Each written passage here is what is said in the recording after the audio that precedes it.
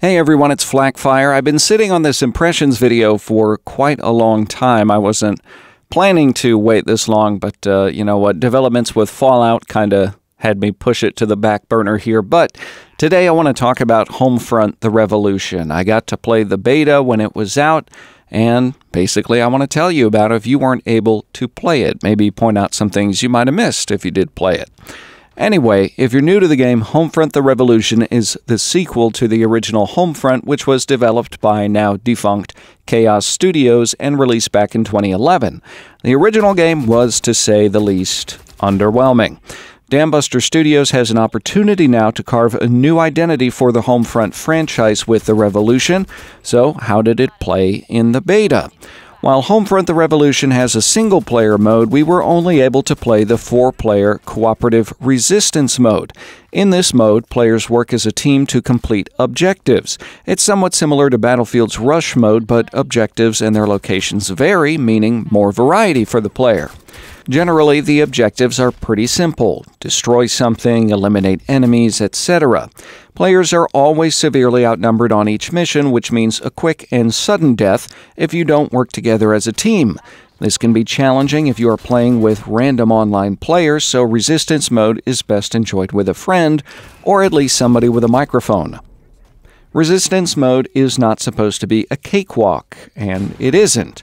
Aside from being outnumbered, the AI in the game is actually pretty decent. Enemies will rush you or try to flank in an effort to catch you vulnerable. They often succeed.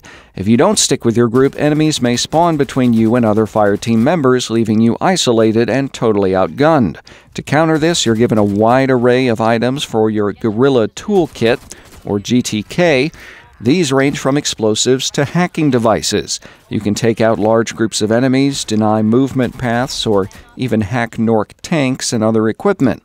A neat gameplay mechanic in Revolution is the ability to craft more of these items from components scavenged from enemies or the game's environment. And you do this all in-game. Crafting is a skill that needs to be unlocked, however.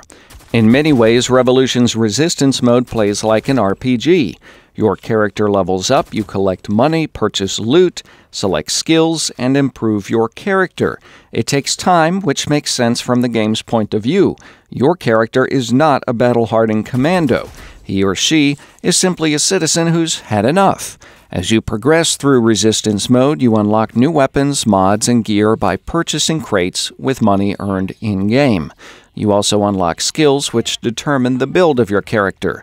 These builds range from sniper to medic to tech expert to tank. You build your character to suit your gameplay style. You can even play missions stealthily. Enemies have an awareness meter and line of sight, so you can avoid them or ambush them with hand-to-hand takedowns.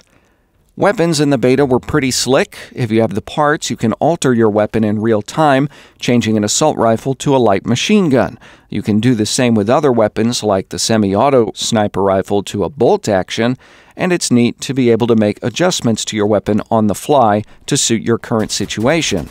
To keep those weapons stocked, however, you'll want to loot enemies for ammunition. In Revolution, you have to manually loot a body. This means standing over your foe and holding a button to take their leftover ammo. This is done in contrast to games like Call of Duty that automatically collect ammunition from bodies, and it takes some getting used to. But it is a neat game mechanic. It introduces a risk-reward system and brings more realism to the game. If you were looting an enemy in real life, you'd want to do it quickly and not take your eyes away from the direction of possible attacks. So, Dambuster Studios' decision to include this mechanic makes the game more intense, though some will undoubtedly find it annoying. The actual movement mechanics and gunplay are adequate in Revolution. They're not great. I don't understand why it's difficult to mimic the same sensitivity that we see in other major shooters like Call of Duty and Battlefield. Aiming in Revolution feels different. Now, that decision may be deliberate, but I hate having to compensate for different sensitivities. Fixing this would increase the game's appeal significantly. Mantling objects in the world is somewhat awkward, and there were several instances of bodies becoming stuck strangely or enemies warping from one cover to another. It was jarring, and it removed me from the game. I didn't encounter any significant game-breaking bugs, but the game absolutely needs some polish. Thankfully, Dambuster Studios has a significant amount of time to polish their product, which will be released on May 17th. Word is the closed beta's version was dated pre-December 2015, meaning there's been a generous amount of time to make improvements. It's obvious to me that with Tom Clancy's The Division on the horizon, Homefront: The Revolution will inevitably be compared to the game. It's not really a fair competition, though. They're different games, and they are fun in their own ways. And that's based on my experience playing both of the betas. Players who enjoy a more realistic experience, like Operation Flashpoint, for example, will find themselves much more at home in Homefront: The Revolution.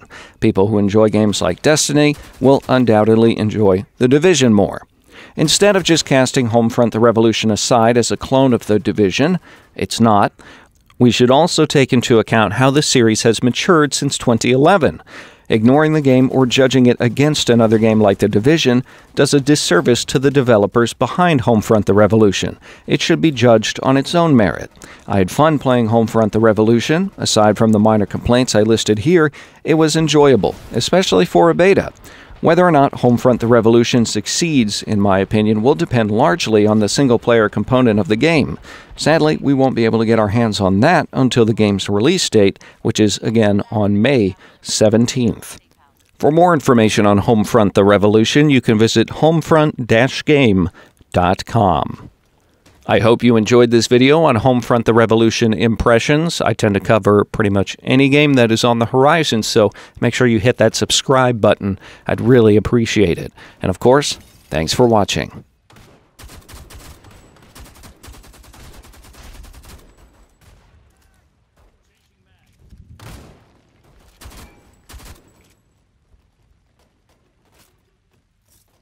Hold this position just a little longer while we rig the safe house to blow.